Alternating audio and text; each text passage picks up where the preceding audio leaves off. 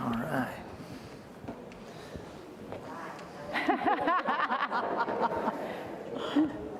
The cheap seats. The cheap seats. These are extra. Exactly. Well, good afternoon, everybody. Welcome to Wesleyan College.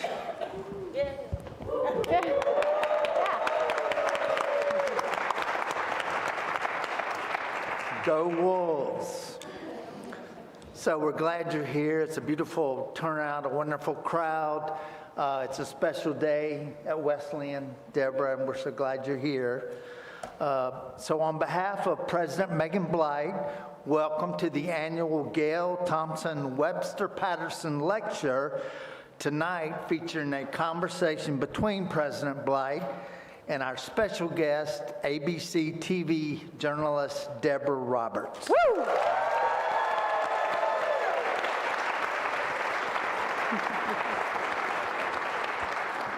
Now, although she is unable to attend tonight, we want to send a special thank you to Ms. Webster-Patterson for establishing this lecture series. Now, I know Gail is watching via our live stream, so let's all give Gail a nice round of applause for what she's done.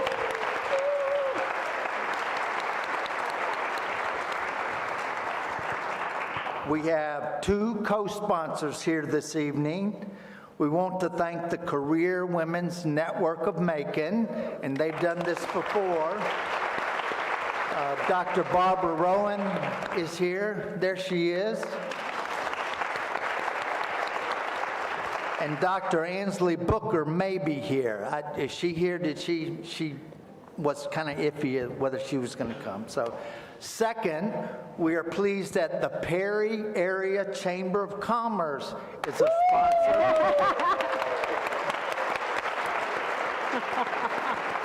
Representing Deborah's hometown, and I think President and CEO Maggie Schuyler is here. Oh, Maggie. Did Maggie? There she is, right there.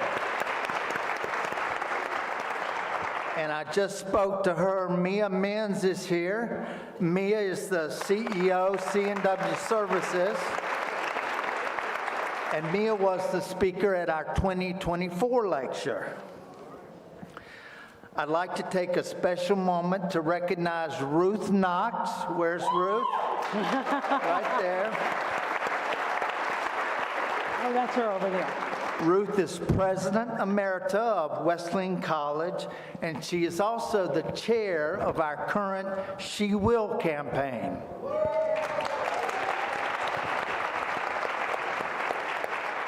We're also pleased to have Wesleyan alumna Alexis Bigley here.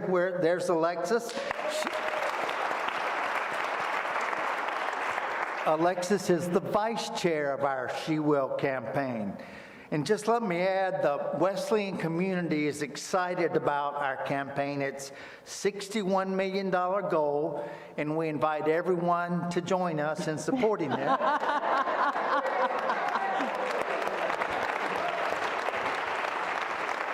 And you'll be pleased to know that we have raised more than $41 million toward that goal.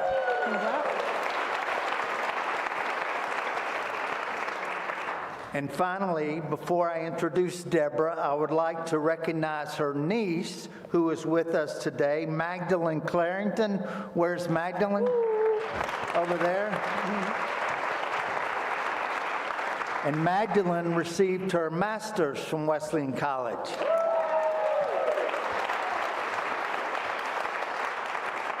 So now, it's my pleasure to introduce Deborah Roberts, one of the most respected voices in broadcast news today. A longtime correspondent of ABC News, Deborah has reported on some of the most important and global stories of our time. She is an award-winning correspondent and co-anchor of ABC News 2020. She serves as a substitute anchor on Good Morning America and has guest co-hosted on The View. Deborah's reporting has earned numerous awards, including a prestigious Peabody Award and multiple Emmy Awards. She is a New York Times best-selling author and has just released Sisters Loved and Treasured, Stories of Unbreakable Bonds. So everybody, we have a few copies here. You can buy them now anywhere. And as mentioned earlier, Deborah is originally from Perry, Georgia, and now lives in New York City with her husband, Al Roker, and they have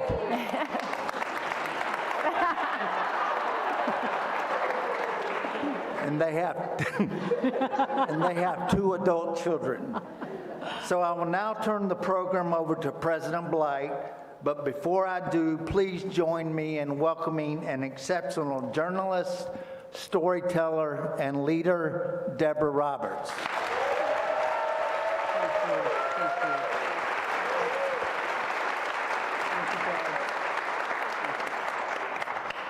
I just wanted to acknowledge Greg and thank Greg Daniels for bringing Deborah to our campus.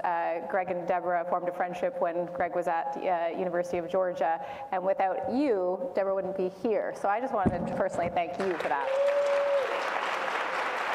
He hounded me and he hounded me. He has a way, Yes, that and he is said, you part have of to his do charm. this. Yeah, that is so part here of his we charm. are. He will wear you down. And he did. And he did. Deborah, thank you so much for being here. I've got a few prepared questions. I know our students want to ask you questions, so hopefully it's kind of fun having the script flipped. Exactly. So I get to be the journalist I'm used to doing tonight. this, so this is a little different for me.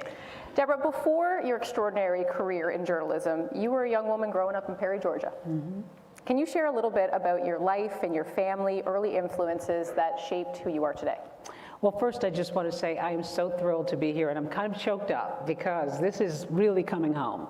And while Perry is a few miles south of here, but Macon was the city when we were living in Perry, and we would go shopping in Macon, and so it has always meant so much to me, Middle Georgia anyway, and to see faces out here from Perry and the representation from Perry, thank you all so very much, and Wesleyan for having me. So, President, thank you so much for this moment. And my parents are both gone, but I know they would be so proud to have me here and to get a chance to do this. So to my niece who's here representing the family, I'm thrilled. You know, it's such an interesting dynamic. Greg and I were talking about this, my coming from Perry, Georgia, and I don't think that much about it, but I wear it on my sleeve.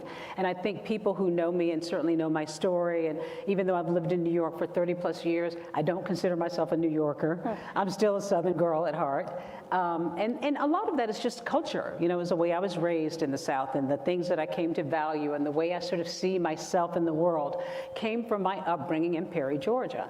And as I have said when I go out to speak, and I've said in my books, I grew up one of 9 children in small town Perry, Georgia, a small 4-bedroom house, 1 bathroom, 7 girls. You can only imagine. It was interesting. But I also grew up at the very tail end of segregation, and that, I think, impacted my life in a lot of ways, because 4th grade, I remember integrating and going to the Perry school system, and, you know, junior high school, or middle school, and then junior high school and high school. But I just remember seeing the world a little bit differently once we integrated. Of course, it was a shock to all of us, and Perry was, you know, part of the Deep South and the Jim Crow South and all of that. But I was of a tender age, 9 years old, where I was just so fascinated by this new world that we were starting to inhabit, going to school with white kids, and I had never done that before and experienced that. So for me, that sort of adventure of stepping into the broader world was something that I still sort of carry with me. But also, I think just sort of innately, I'm just a very either optimistic or kind of adventurous type of personality anyway. I don't know where that came from. In a big family, I was trying to find my voice at the dinner table half the time. But I was really fascinated, and one of the stories I love to tell is when I was in, I'm pretty sure 6th grade, one of my English teacher at the time, Mrs. Dorothy Hardy, was just this very demanding, tough Southern lady And she raised the bar for all of her students. You know, we had to learn poetry, and, you know, we had to speak properly with grammar. You couldn't chew gum, and she carried herself just so. And while most kids quaked, they were so scared of Mrs. Hardy and they wanted out of her class, I was like, bring on the challenge. Yeah. For some reason, I just thought, I can rise to the occasion. I want to be what she thinks we can all be. And so a fire was sort of lit in me, I think, around that time. And then, of course, the world started to change. The South started to change little by little. And in the 70s, I just think that, you know, the music was great. People were cool. Bell bottoms were in. Everything was just so hopeful. And I remember grabbing onto that as a kid, just thinking, the world just has such possibilities. I really did just feel that. And so that sort of shaped my thinking of, you know, what I could be. I listened and I took it in. And so when teachers really demanded a lot, I didn't get distracted by all the other stuff. I wanted to try to raise the bar for myself. And my sisters and my brothers thought I was like a weird kid, a unicorn. Like, who is this kid? My high school librarian taught us yoga, and I would come home and talk about yoga, and they're like, yoga? In Perry, Georgia? Who knows anything about yoga? But I wanted a little taste of the world, the big world. And so it was something that I think, even in the nurtured environment that I had with loving parents and, you know, a background that obviously prized faith and family, I just had great expectations and big dreams. And so I was allowed to dream. And my mom really sort of, you know, sort of nurtured that in me. And, you know, my sisters and brothers were all, you know, lovely and great, and we were all close, but I just particularly had this thirst and this excitement for life. So I guess somewhere in Perry, Georgia, I don't know where it was born, but there was a fire that was born somewhere along that path. You know, it sounds like educators did a lot of that for you, and I was thinking about our students here as you were talking about rising to the challenge, right? And our professors here, they set that bar high, and the importance of rising to that, and they're pouring into you because they know that you can rise up with it. Yeah. You know, we talked about educators. Were there other moments or people who helped you imagine life beyond what you had around you? Was there, you know, your parents certainly and educators, was there anybody, was there a moment for you that thought, you know, there is a world I need to explore? Well, I mean, that certainly had a big impact on me with Mrs. Hardy. But then as I moved on and my confidence started to sort of like sprout, I remember, you know, being a cheerleader. And I was talking with some of your students here tonight, some of your protection crowd back there in the back. And we were talking about sports because one of them plays sports, plays soccer. And I said, when I was in school in Georgia back in the day, you know, it wasn't cool, it wasn't cute, it wasn't lovely for girls to be in sports. You were either a jock or you were a cheerleader, and you were cutesy that way, and I was a cheerleader because I thought that was the path I had to take. But as I began to have more confidence when I was in high school and I was in chorus and I was a cheerleader and I started to join different clubs and things like that, and my confidence grew, that one teacher, that librarian I talked to you about, her husband, and it's interesting because at the time you sort of thought, my teacher, my older teacher, and Mrs. Turner, who was Mrs. Talon at the time, told me today, you know, I was only like 24 when I was your teacher. You know, and I'm 17 and I think, Mrs. Talon. Interesting when you go back and look at her husband was in the Air, lived abroad, and her pictures, but she what we thought. Yeah. She would ask, you know, as kids, pictures all thought. Nobody really asked you what you thought, and it gave me permission to think and to dream without even knowing, you know, that she was doing that. And so I sort of absorbed that. And I think because I would hear these stories and I would talk about it, I ran into an old classmate of mine. Well, not old. We're not old.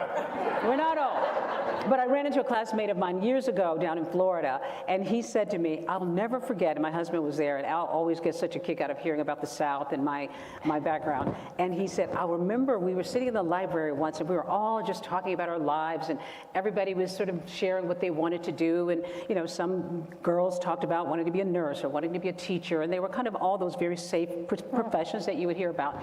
And he said that I said, which I didn't remember, I can't wait to shake the dust of this town off my feet and go and find my calling. And I was like, I never said that. He said, yes, you did. And I was so embarrassed that he shared that with my husband, who laughed uproariously, like, oh, yeah, we had it way back from the beginning. But there was a wanderlust, I think, that was sort of stoked there for me to go out. There was a bigger world, and I wanted to explore beyond Perry and beyond Georgia and to find my voice in a bigger way. You know, so many students here are in the midst of choosing their majors. And you were at Georgia, at the University of Georgia. You chose to major in journalism, which at the time, and still, you know, is a very male-dominated profession. Was it the idea of asking questions that drew you to journalism? And what are some of the challenges you faced as a woman finding your voice in that space? Well, one of my sisters said I was always questioning anybody who came to the house. Yeah. So I always had this innate sort of curiosity, and it sort of drove them crazy. So I guess I did have that. When I sort of found my voice in high school, and I don't mean my singing voice because it was never that good. I was in chorus, I was sort of in the back, I never really was that good. But when I found my voice in high school and I went off to the University of Georgia, I knew that in some way I wanted to be before an audience. I wanted to speak. I wanted to do something, and I thought maybe it's theater, or maybe I want to be an actress, maybe that's what it is. And I was intrigued by it. So when I went to the University of Georgia, the first, one of my former classmates is here, Oz, I don't know if you knew this, I enrolled in drama. And so I took my first drama course, and God bless anybody who's in drama, and no offense to actors and actresses, but they were some weird kids. They were walking around in character and clothes and pantomiming on campus and all. And I was like, no, that's not what people do. Going to do. That's not quite what I want. And then I took, fortunately, we were on the quarter system at the time, and I took the next quarter, I took a journalism course. And it was almost like Lucy from Charlie Brown. That's it. Yeah. That's it. I knew right away, this is what I want, television news, that's what I want. And I had a really engaging professor and the way she presented it, and I thought, I want to travel the world. And I had always been sort of intrigued by the evening news. One of my cousins said that she remembers, it's funny how your family remembers all these things about you and you never do. But one of my cousins said I was always parked in front of the television watching the evening news. And so I think I was sort of dreaming of going out and doing something and telling a story and being bold and being brave. So it was something that was sort of building, and when I got to the University of Georgia, I sort of found it. And then I started an internship at one point here in Macon at WMAZ TV. Okay. That was the first time I stepped into television, and my mom, and I was an intern. Okay, I used to just like carry the camera deck for the reporters, which is one of my best and worst experiences because I blew it big time there one time. But my mom used to go to the grocery store and say, my daughter is a reporter. This is my news gal. I was like, Mom, I'm just starting. But she was so proud that I was sort of stepping out into this world, this unknown world that nobody I knew had ever inhabited, and certainly nobody in the Perry area that I knew of had inhabited. So it was something that was exciting and new and fresh, and I was all for it.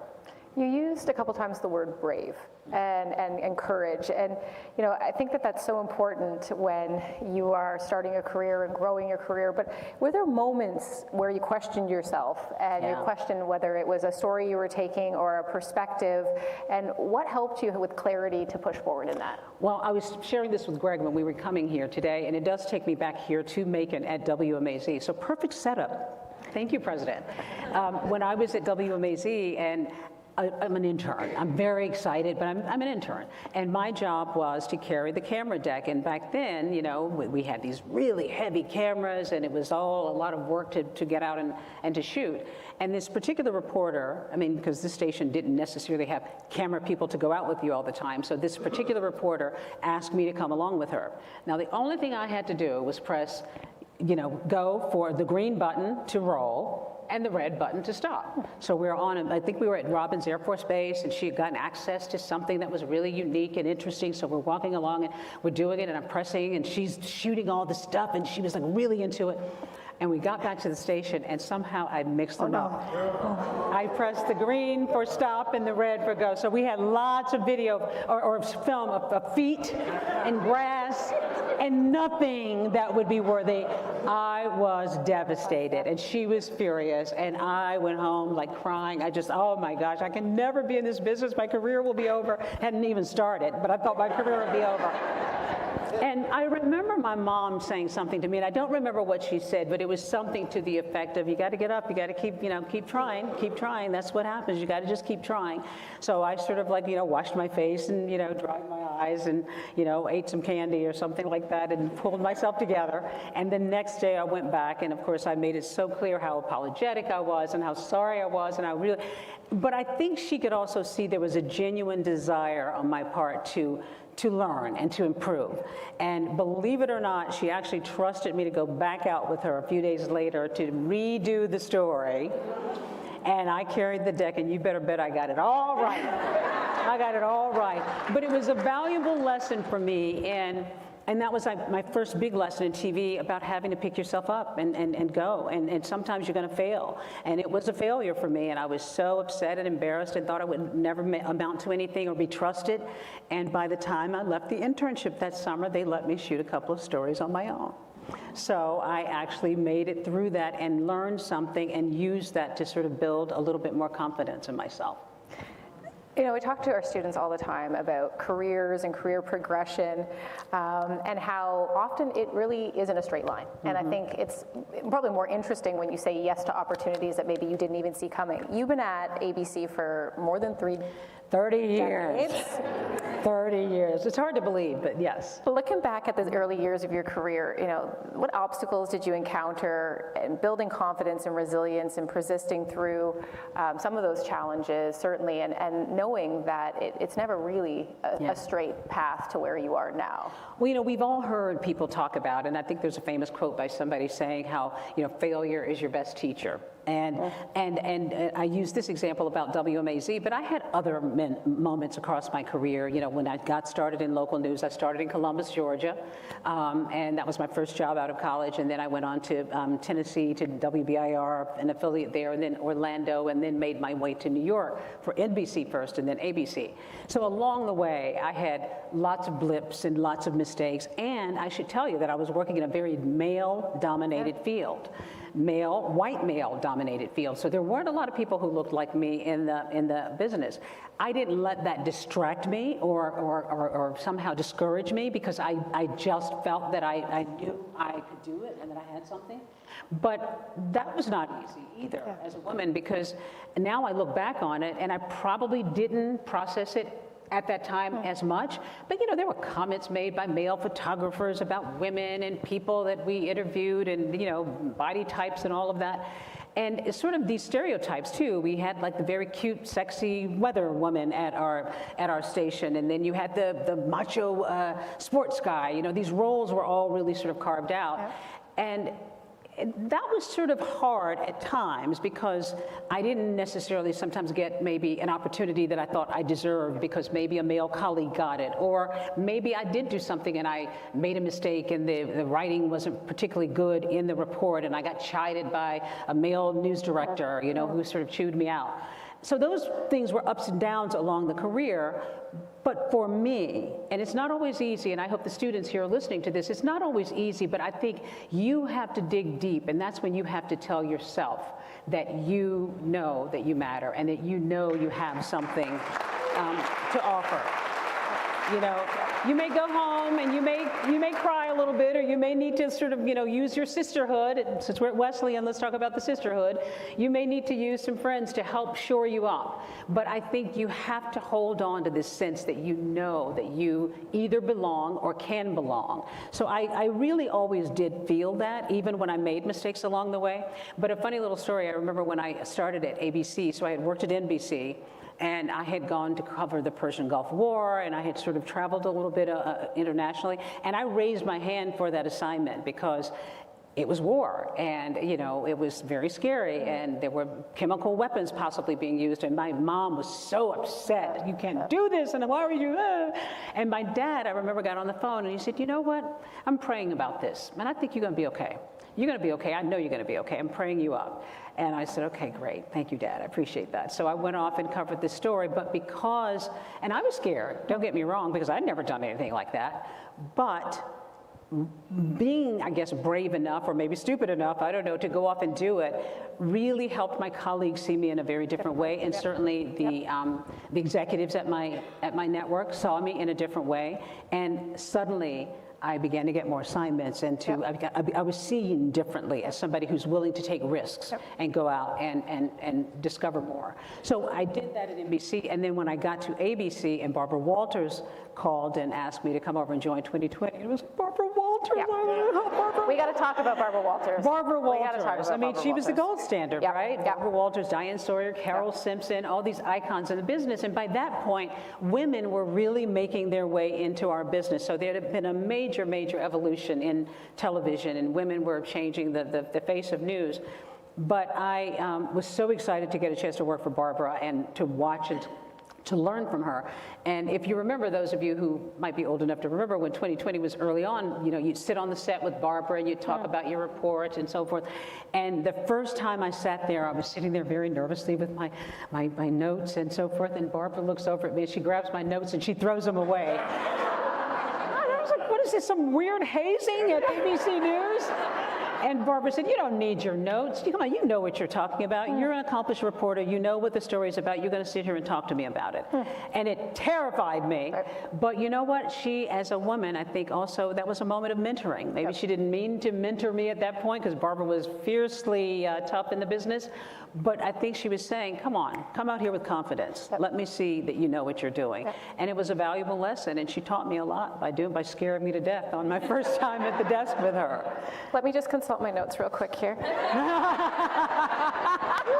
Give me those notes. This is not a mentorship moment, Deborah. It was a defining moment. I'll never forget it. I want to talk to you about these influential voices that you've been around. Over the years, you've interviewed some of the most influential figures of our time. There are interviews that what are the interviews that stand out as especially memorable to you and/or challenging?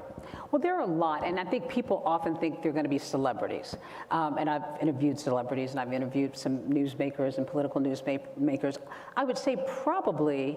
Well, the two-pronged answer there. I think probably in my travels, because I've had the opportunity to travel to far corners of Africa and to Bangladesh and places like that, very, very difficult places. And those stories were challenging just because it was difficult to get there, and it was difficult to, be in a hut and to interview a mom who's talking about maternal mortality and those kinds of things. That's kind of tough. But I think if I really think back to interviews that had an impact on me, and I was really nervous. And people ask me that all the time. Do you still get nervous when you do interviews? I'm sitting here right now. I'm like, I don't know. I'm a little nervous. But when I interviewed Michelle Obama and when I interviewed Ivanka Trump, and these are two very opposite spectrums here, but both of them were women who were right on the cusp of something that was possibly going to be big for their lives. And Michelle Obama was a little guarded, and this is before her husband was president. She was guarded, but yet she was willing to sort of, and I snared the interview myself. I saw her at some event, and I went up to her people and asked, could we possibly do it? And I called, and I called, and I called, and they finally... We call that a Greg Daniels. Yes, exactly, or Greg Daniels. That's exactly right. Yeah. And so that was really challenging because on the one hand, of course, as a black woman, I'm so proud of this black woman who's in this position, but I'm also a journalist. So I feel like I've also got to push her, and I've got to be tough, and I got to be a little hard, so I had to navigate that. And so that was sort of tough and interesting at the same time. And I would say the same thing was true with Ivanka Trump as well. I had gotten to know her a little bit, and I called and called and called and got the interview. And this is the first time her father was president, and people were thinking that Ivanka Trump was going to have a big impact on her father and his policies, and the question was, will she, and how much will she? And she was very guarded. And so trying to get something out of her was actually very challenging. So those were two big moments on the national stage when it came to politics. So those were challenging. And then the others were just like physically challenging and interesting and difficult, just being in those circumstances. And how do you prepare? Like, but you know, going into those big interviews, you have to build trust, but certainly the research, the right questions, understanding what your viewers really want to see, but that figuring out that balancing act of getting them to trust you and not going across a line. Like, really, what does that preparation look like? Well, for me, and I drive my producers crazy, and I kind of drive my husband crazy at home sometimes in bed because I'm still like reading my books, and he's like, "What are you doing? Let's go to bed." I am an exhaustive person. I love to prepare. I mean, I read books. If I'm going to interview, or when I covered Meghan and Harry's wedding in London, I read the books on Meghan. I wanted to know about Meghan, what makes her tick. Maybe I didn't really have to read the whole book, but I did want to read the book. So I am exhaustive in my preparation when I'm getting ready to do something. I mean, I have a team that will supply research for me. I read the research. In fact, it's interesting, every now and again I'll interview an author or somebody maybe who made a movie, and I'm interviewing them, and I can see the surprise in their eyes, like, wow, she really actually read the book, or she actually did the research. Because there are many in my profession who don't necessarily do that. People take shortcuts, and they do just enough. But I love, love, love to know. I want to know what they're going to say to me before I even ask the question, or at least have an idea of what they might say to me. So I'm very, very much into making sure I have my research, and I'm on the plane often reading and underlining and doing and getting ready. And I sort of maybe learned this from Barbara Walters too. Barbara was always preparing, always driving her team crazy. And even when she sat down to do the interview, and when it was over, she was like, I should have asked that. Oh, there was one more. And I do the same thing. There was one more question I should have asked, or, you know. So I always feel like I'm never prepared enough. But again, I think my background sort of taught me to just always be ready, always be prepared. That's great advice for everyone here, particularly our students. Get those books out. Get those research books out. That's right. Yes. So you and Al Roker, both highly visible public figures, sharing a life together where you both have so many pulls and asks on your time. And you shared this a little bit with me earlier today when you talked about saying no more often. And just share, I think, a little bit. I think it's always good advice for not just women, but particularly, I think, young women who are capable and confident, and you want to be involved in everything, but you also need to protect your time. And talk a little bit about how that happens in your household. Well, I have to tell you, it's sort of funny. I said to him, they may ask a couple questions about you, and he said, I'm sure you're going to delete those right away. I said, yes, exactly. We're not talking about that. But it is sort of interesting having a spouse who's in the same profession. Now, when we first got married, Al almost strictly did weather, and then occasionally a celebrity interview, and that was it. And then I was in my lane of more serious journalism, so the lanes were pretty well divided. Over the years, he's changed and interviewed people a little bit differently, so every now and again we might have a little overlap. This is a great story, which I'll share with you later. But it's interesting because we, on the one hand, it's great because we understand the pressures and we understand the demands and the travel and all of that. He will often advise me before the Barbie movie came out. And I obviously work for 2020, but I also work across all platforms. So I'll report for Good Morning America occasionally, or Nightline. If there's something that's interesting to me, they'll call me and say, there's a story you might like. So they called me about the Barbie movie, and I'm in the car, and the producer's telling me about the Barbie movie, and my son in the background goes, Mom, you're too serious, the Barbie movie? And Al turns to me and said, no, you want to do this movie. You want to do this movie. Margot Robbie and all the cast, this is going to be huge. Yep. I'm telling you, I've read about it, it's going to be huge. I was like, I don't know, I'm not doing that. I'm not doing it. And he said, I'm telling you, you better do this story. And I go out and do the story, and of course, it's a huge movie. Like one of the biggest, ever. Did he say, I told you so? Huh? Did he say, I told you so? Yes, he said, I told you so.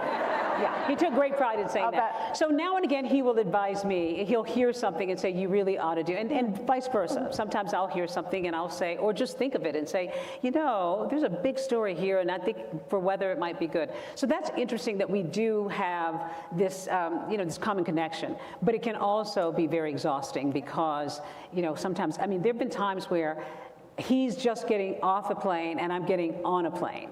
And, we're sort of like, overlapping like that. And for the most part, we sort of figured out how to make it work when we were raising our children, but it was challenging. And, I think both of us feel Al grew up in Queens. We couldn't be more opposite. He grew up in Queens, New York. I grew up in small town Perry, Georgia. But yet we had very strong family values about giving to your community and being a part of it. And it's not enough to just do good in this world, but to do, not just enough to do well in this world, but to do good also. And so both of us feel an obligation to do and to help out and to host events and to highlight stories in our communities. But sometimes we overdo it. Yeah. And I feel like at this point in my career, I finally have learned that no is one sentence. So I'm learning now, occasionally, when it comes to something like this at Wesley, and of course I'm not going to say no, but we get a lot of demands on our time. And sometimes I feel like I'm just running myself ragged. And so I'm learning now to pull back and to preserve a little bit of me and to preserve, and of course my family is priority, so to preserve my family as well. But it took a while to get there. But you can, and you may not want to do that right away, girls, when you're starting out in your careers. You may want to say yes, yes, yes, yes, yes. Yeah. But eventually find some space to say no and to actually take care of yourself. Yeah. It's great advice. I want to just talk a little bit about the book, because Sisters Loved and Treasured resonated so deeply with readers, many of which are in the room. I'm curious to know what inspired you to write this book now, at this point of your career and in your life. Well, I had written a book, as some of you know, about teachers a few years ago, and it was all about the teacher who changed my life, and there are teachers here in the audience, and I've met some of you, and we've talked about that. And when the publisher approached me to see if I wanted to write another book, and I was so exhausted after that one, I was like, don't talk to me about that, please. But then ultimately I started thinking, what would I write about? What would I write about? And I just felt you write about what you know. And I thought family, of course, means a lot to me. Siblings, I grew up with a lot of them. And I thought maybe siblings. And as we started thinking about it, of course, sisters had a huge impact on my life. And I had read a study that said a sister is good for your mental health. A sister is good for your mental well-being. And I thought, now how is that? Because half the time they're driving me crazy. And I wanted to look into that a little deeper, but then somehow we decided looking into sisters and sisterhood could be really powerful. And I also felt that there was some unfinished business in my own sisterhood. And there are a couple folks in the audience who know my family, so be careful what you tell when you go out of here. But actually, they've heard it all. But over the years, the relationships would ebb and flow. And one sister I was really closer to, and another one I had a little problem with, and then another one. And I think that's very common, but I felt like I wasn't a very good sister. And maybe it's because I have a big job and I have this life up in New York, and maybe I'm just forgetting my sisters and my, where I came from. And then I came to realize when I would talk to other women about their sisters that we all sort of go through that. You sort of cycle. I see people nodding. You sort of cycle in and out. And as you get older, things change also. Maybe you weren't as close when you were younger, but you're closer when you're older, or maybe you were closer when you were younger, and So I just thought this is really interesting. And of course, as a journalist, I love to hear other people's stories. So I knew I wanted to share my story, but then I thought I want to collect other stories, and I want to hear from other sisters. And I have to tell you, it was one of the most fascinating journeys that I had gone on. I did them all through Zoom, and I would ask, sometimes I would just DM somebody and just ask, I saw you on Instagram, would you do my book? Over 100. You've more than 100 sisters. Yeah, 50 or so pairs. And the stories, and they were up, they were down, they were sideways. I mean, some were really close, some were not so close. Some had bonded over trauma, things that had happened in their lives. There were so many varied stories about sisters and how that connection somehow still holds them together, even though they may have had trials and difficulties over the years. So I was really thrilled. And the more I would talk, I thought, wow, this is going to be good. This is going to be good. Octavia Spencer, Jenna Bush Hager, and her twin sister Barbara, Viola Davis, Connie Chung, your own sisters. Across all of the conversations, what surprised you the most And what were the biggest kind of takeaways of themes that you heard over and over again? I was surprised at how honest they were willing to be, because many times people were guarded. My own sisters at first were like, wait a minute, what is this book about? And my youngest sister, is this about spilling family tea? Because I don't know what you're going to say about me. And so I made it very clear to them, this is not about trying to put anybody on the spot and embarrass anybody, but it is about exploring maybe some of those deep corners and those far corners that we don't explore that much. And my youngest sister and I had some bumps over the years, and I wasn't sure what that was all about. So I thought it would be a good opportunity to just talk. And so we did, and because I have 4, sadly I've lost a couple of sisters, but I've got 4 remaining sisters, and so we did 2 and 2. And I said, now we have to just be honest. I want to know what you think and what were some of your earliest memories. And my youngest sister, Belinda, revealed something to me. She said, when we were little, I always sort of thought Mom kind of loved you a little more. And I was like, whoa. I mean, she sort of hinted at that a little over the years. And she said, of course, that was just me as a kid. Now I'm an adult and I have children and I get it and it's complicated, but that's sort of what I thought. And that was so eye-opening for me, because I thought that kind of informs a little bit of some of what we do. I saw her one way as the spoiled younger sister. She saw me one way. And that might have gotten in the way of some of our connection over the years. So there were other things like that to explore, not just in my family, but other sisters were just so honest. Many of them broke into tears talking about their stories, or just sharing how they felt about each other. How often do you tell somebody in your life, or maybe, if you do have a sister, how much they've meant to you? Or when we were younger, I'll never forget when I pushed you off the porch and you broke your arm, and whatever, I lied and said it wasn't me, or whatever. It got dark, Deborah. That wasn't me. Okay. That wasn't me. But they would share these stories, and I could see that they just loved that moment of sisterhood, even if they didn't necessarily see eye to eye or get along all the time, and maybe that was part of their defining story, but they would share these bits, and I could see that they were just like buoyed after it was over, that they had this moment to talk. So that sort of surprised me of how willing they were to just share themselves. In your book, you describe sisterhood as something deeper than friendship, something formative and lasting. And as we were reading through, for me, this really felt a lot like Wesleyan. Meaningful connections, where here, sisterhood and siblinghood is not about just social groups, but lifelong bonds among women. Women who support each other through leadership and education and just tough times in life. How do you see the kind of sisterhood you explore in your book reflected in other communities like Wesleyan? And what advice would you offer to many of the young women who are here, who are building those bonds and wanting to nurture those bonds and make sure that they protect and take care of them? Well, I should say that while, of course, I focused on familial bonds, the biological bond. And then there were some in there were sisters who were half-sisters, and they talked about that and how they sort of chose each other and came together. I just sort of felt that theme of sisterhood, because and now that I've gone out and sold the book and met people and done book signings, I hear from people a lot who maybe don't have a sister, but they talk about their chosen sisters, the friends in their lives, or some who have sisters and still more rely on their chosen sisters.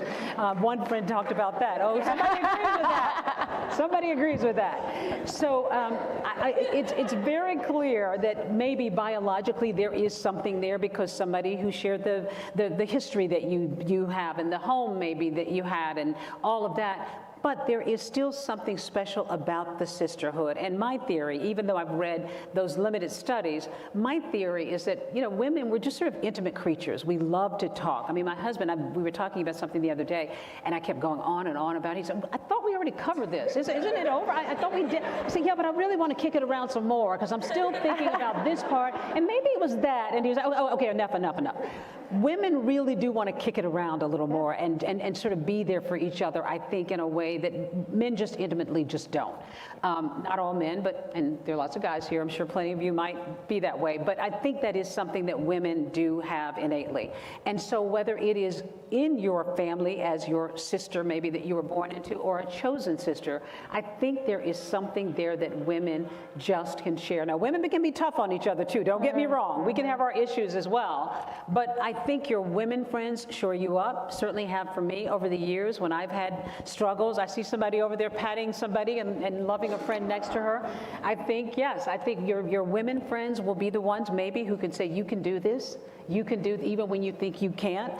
Women friends can be the ones, maybe if you happen to work in the same office and somebody is taking credit for your idea, a woman might be able to amplify you and say, well, yeah, Sally came up with that idea. That was so great. I like that. So women, I think, can really have a sense of what it is to be out there and in the world and in the trenches and dealing with a lot of what we deal with, and can just add something to your life that is really special. So whether it's your biological sister or your chosen sister, the sisterhood is powerful and it is real. I got to tell you. That's a great.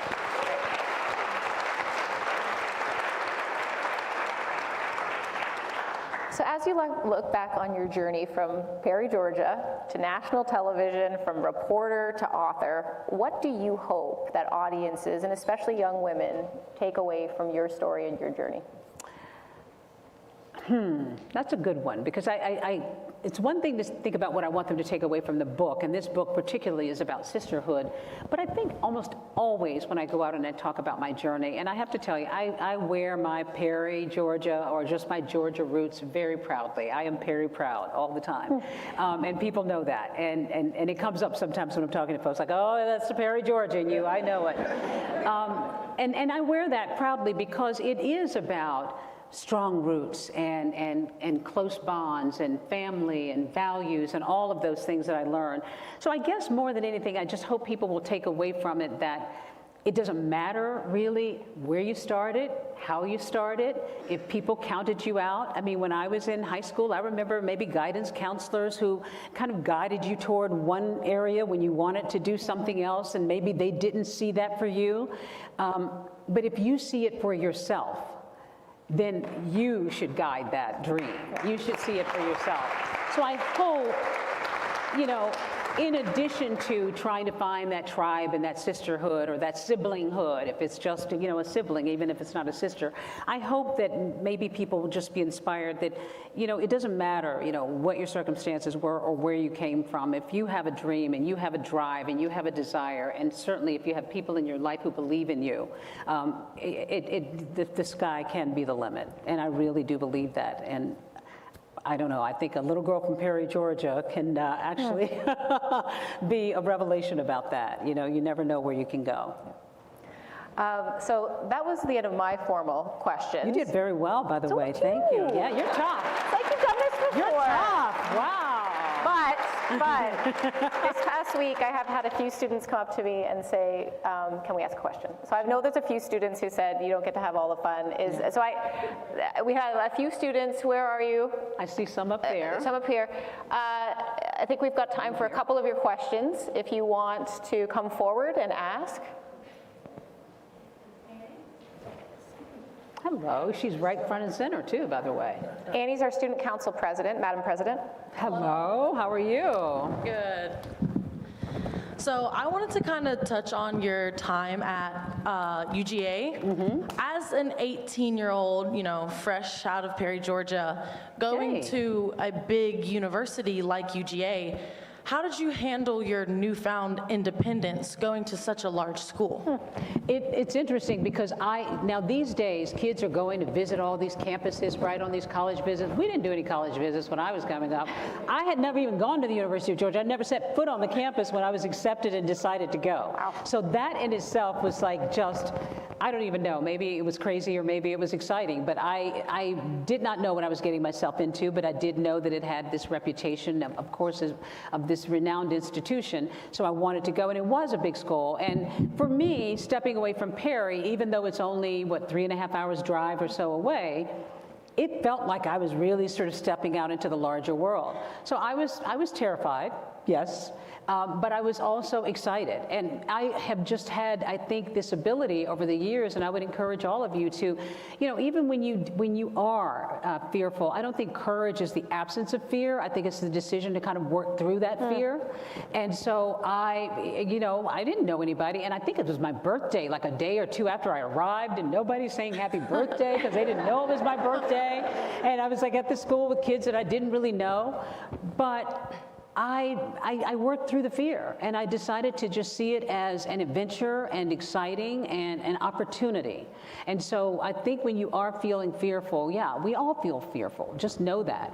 But yet you can work through fear. And I think each time you do find yourself making your way through the class maybe that you took, or the friendships that you started to make, or any of those things, surviving, you know, I didn't pledge in a Greek life, but surviving some club or something that you do in school, each one of those is just sort of a building block to making it toward whatever you want to do. And that new experiences and that fear, I think, just kind of make you just a much more, I don't know, exciting person. And the drive, I think, just sort of increases the more you're willing to put yourself out there and work.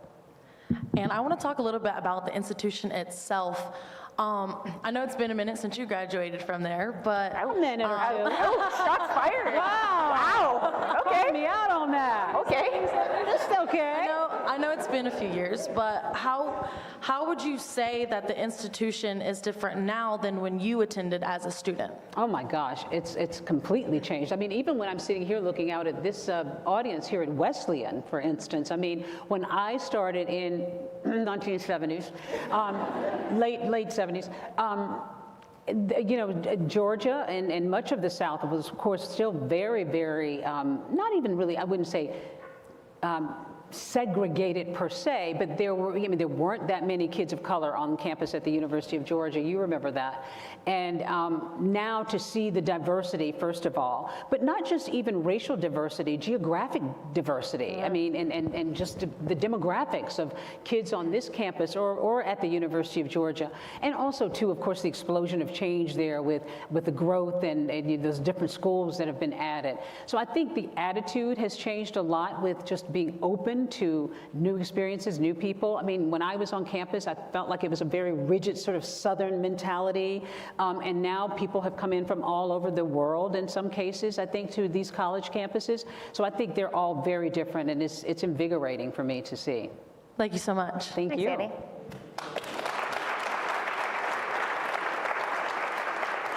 Anybody else? Hello. Such sharp-looking students here, by the way. Yeah, we're not Hi, messing my around. name is Saru. I have a sister, and when I hear about your talks, it just like it keeps reminding me of her. Uh-huh. So I love all of the things you have talked about. And how much age difference is there between the two of you? There is 5 years. 5 years, okay. Yeah, and I have a question for you. Is about like your career path.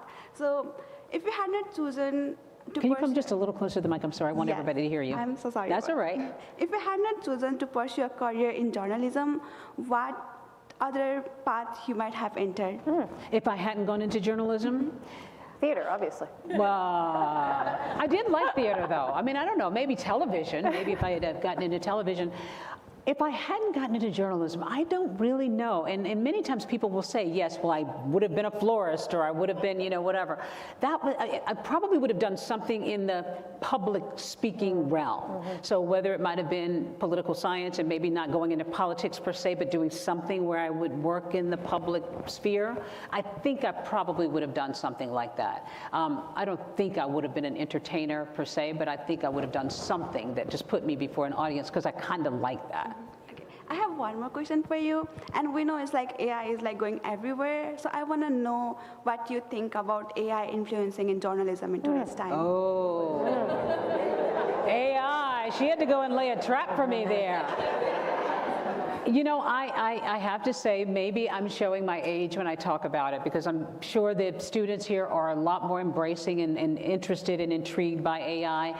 But and also too, maybe just as a journalist, I worry probably more than I'm excited about AI. I worry about where we may lead. I mean, I know that you know, when I go to the doctor's office, and sometimes they'll ask if I would sign off for AI to be a part of like the evaluating of my medical lab reports or whatever. Of course, there are great things, I think, in medicine to be achieved. But well, first of all, I also worry about the dumbing down of all of us. Yeah. I mean, somebody will send me a note, and I'm not sure, did they write it, or was it written by ChatGPT? So I worry a little more about this sort of leaving, the horse leaving the barn and where that's going to leave us as a society and not paying attention to the human element and how important that is. I think that if we can balance the good of AI to help us in some ways in our world and to achieve, healthcare and all kinds of, good things that would be great for the planet and for people. But the day-to-day AI kinds of things and the possibilities and the misinformation and all the things. I mean, even right now, I'm sure many of you have gone online and seen things that you thought were real, and it turns out it was AI. And I, as a journalist particularly, I worry about that. Thank you. Good question. Yeah.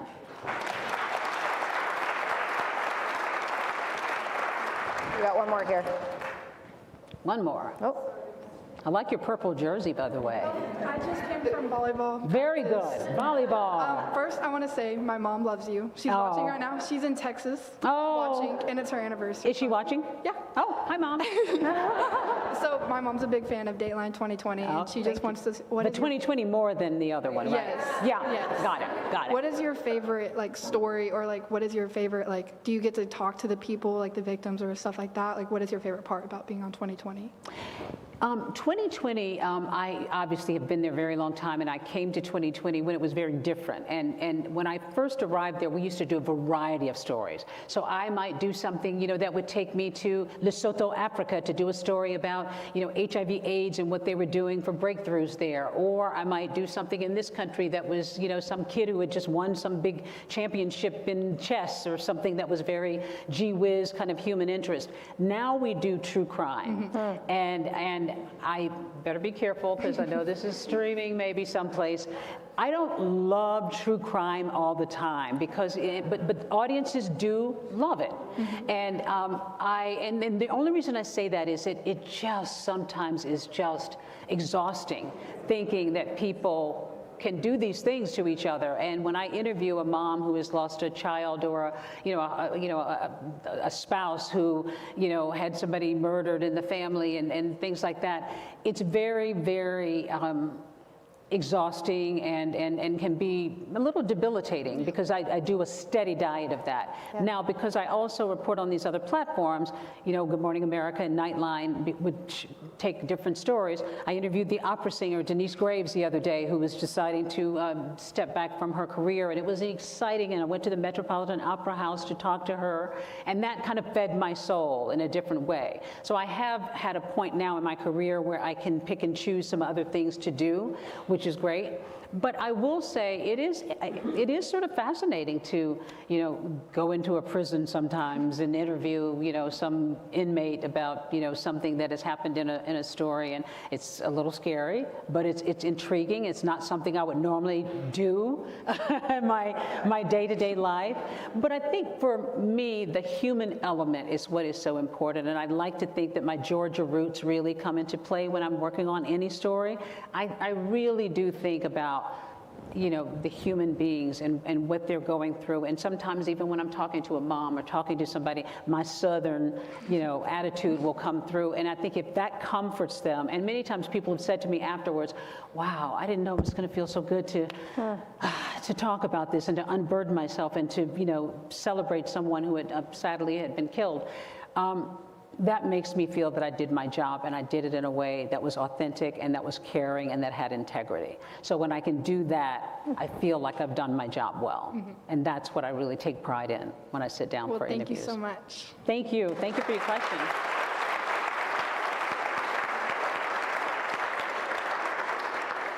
These are tough questions, by the way. You guys were ready. You were prepared. Hi, my name is Lily Boyer. I'm Hi. also from Columbus, Georgia. So Nice to meet you. Thank you. My question is kind of a two-part question. 2 parts, okay.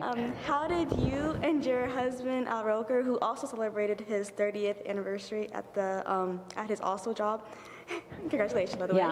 Yeah. How did y'all first meet? I'm sorry, how he what? How did y'all first meet?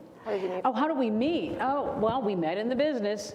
I worked at NBC, and I was filling in for Deborah Norville, another Georgian who went to the University of Georgia. I was filling in for her at the anchor desk, and he was filling in for Willard Scott, who was the weather guy at the time.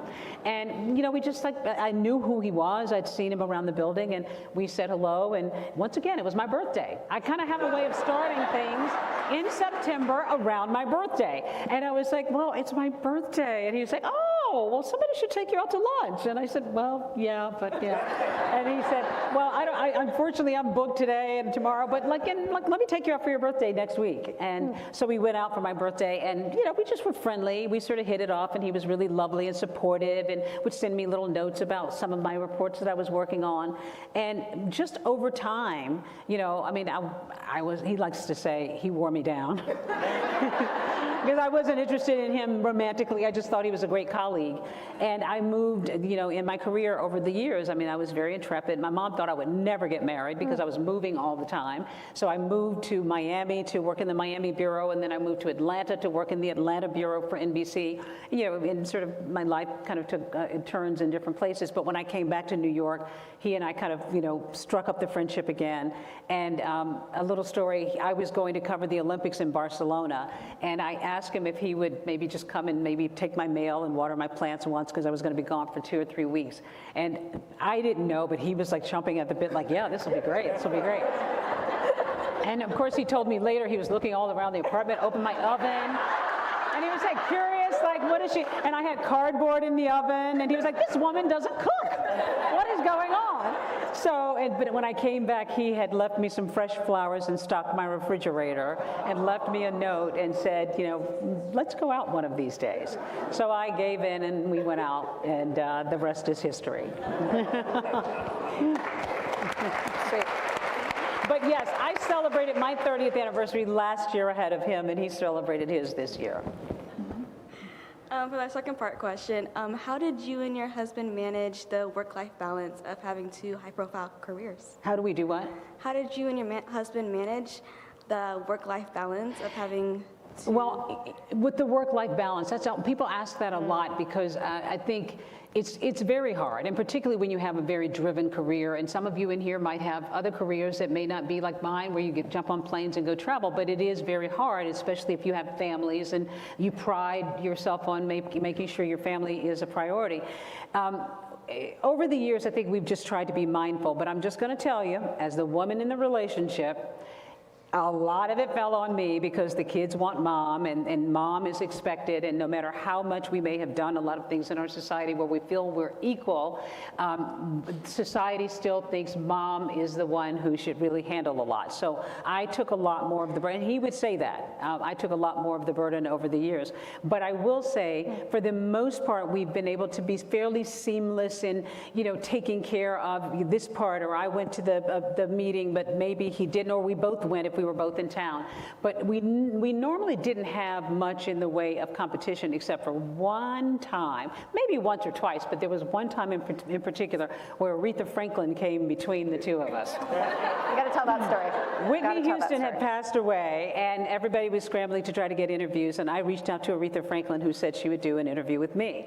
I was so excited, and everybody was so excited. And Aretha Franklin famously didn't like to fly, so she would jump on buses. So she was on a bus from North Carolina coming back, going up to New York. And I was so excited. My team was all ready. Deborah's got Aretha Franklin. This is great. This is great. And what I didn't realize is that Aretha Franklin could be very mercurial. And so she would tell people sometimes she was going to do something, and she'd change her mind, and she was going to do something else. So when I started calling her to figure out where we were going to meet and what time and all of this, she stopped taking my calls. And somewhere along the way, she decided, I want to talk to Al Roker. It's like, Al had interviewed her once before for something else, and she got in her mouth, or maybe one of his producers happened to call, and so even though she had committed to me, she decided, no, I really want to do that. So she decides she wants to do the interview with Al. I was not happy. I was not happy.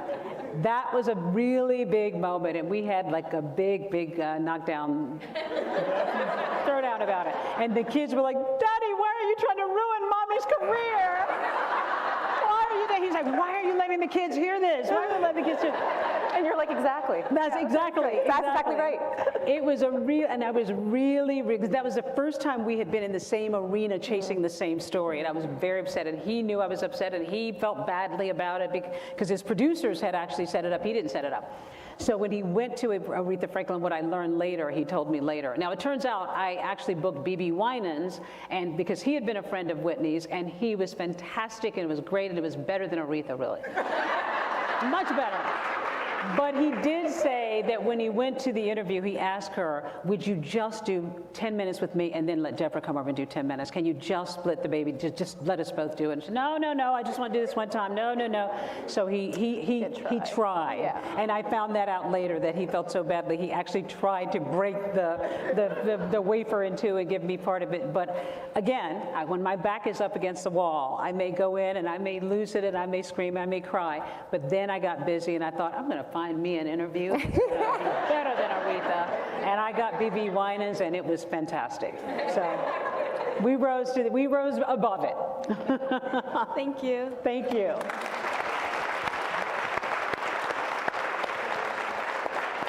I think we got another student. Hello. Hello. Are you okay? Yeah. Would you believe me if I said I got into a fight with a bear? No. That's what I've been telling everybody. Oh my. But my name is Hope. I'm here on a religious scholarship. Shout out Ruth Knox. Oh. Yes, Oh, over great.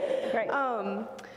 You had mentioned about your faith earlier, and I know you've been quoted saying that faith and spirituality is a big part of your career. How would you say that that's played a role in your career so far? How faith has played a part in my career? Well, I think that, you know, if faith is important to you, you carry it with you wherever you go. And I really do. And while I may not be necessarily outwardly talking about it regularly in my office or with my team, it is something that I think about regularly. I say a prayer before I do a big interview. I say a prayer before I'm getting ready to go out and you know, go on a plane and go someplace. I always ask God to guide me in my words and what I'm doing. So faith is just really an integral part of who I am, and I carry that with me in what I do. Maybe not necessarily in a big way in terms of the interview, but it's inside of me in guiding what I do. So it's just part of who I am. As somebody who grew up in Perry, Georgia, and faith was instilled in me early in my life, it's still a big part of me. Thank you. Yeah. Thank you for the question. Okay. With that, Deborah, thank you. Thank you for being here. Thank you from all of us. Thank you. Thank you all. Thank you. Thank you. Aw, thank you. Thank you up there. Hi. Thank you. This was so much fun, by the way. Thank you. Fun for us. Thank you very much. Oh, purple. I'm going to speak without a microphone. And first of all, we want all the students who are here tonight to come forward. We want all the students who are here tonight to come forward because we have a special gift for you all. And you might know what it is. And so students, come on down this way. And second of all, we have a little gift for Deborah. Oh, thank you. How much we appreciate your being here. You are always welcome to come to Wesleyan. Thank you. Thank you. And we hope you'll come back. Thank you, Greg. Thank you. Thank you so much. Thank you all for being here, by the way. Come on down, guys. Lots of students, lots of students. I love your questions. All right. I don't need the mic anymore. Is there more? No. Oh my goodness, how are you? I have a book for you. I said, oh great, oh thank you. Oh my goodness, it was a thrill, and I love looking out and seeing you over there. I'm sorry we didn't get a chance to meet before. Thank you. Yes. There you are. Yes. There you are. Her name's Christy? Hi, Christy. Deborah Roberts here. I'm so sorry that you're not here, but I hear you were watching, and thank you for being here. I don't know. You guys sorted it up from here. I'm just handing them out. But I'm still in the business, and I appreciate your watching. Oh my God, thank you so much. She's gonna love it. It's her anniversary. Oh my goodness. 24 years.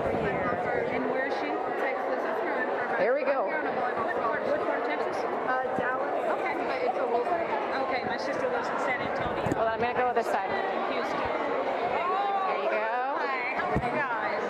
We're gonna get a picture of everybody holding up their phone. Do a selfie. Yeah. Oh, good. Everybody. Oh, fabulous. Here we go. Thank you for your questions, by the way. Thank you. Any more? And you're the student council president? Great.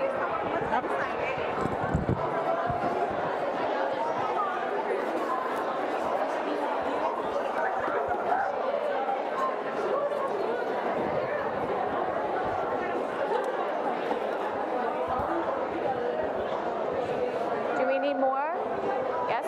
You guys are just passing them back? Lovely. Great. There we go. There we go. Still going? That's a lot of students. That's great.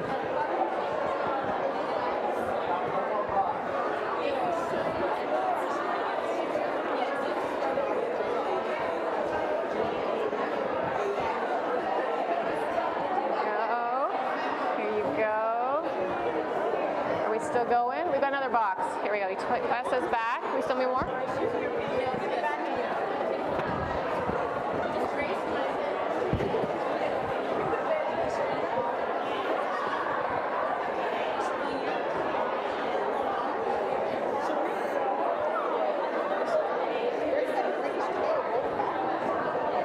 Pass them back. Keep them going. I think we need a few more in the back here. You good? We're good. Okay, we're good. All good?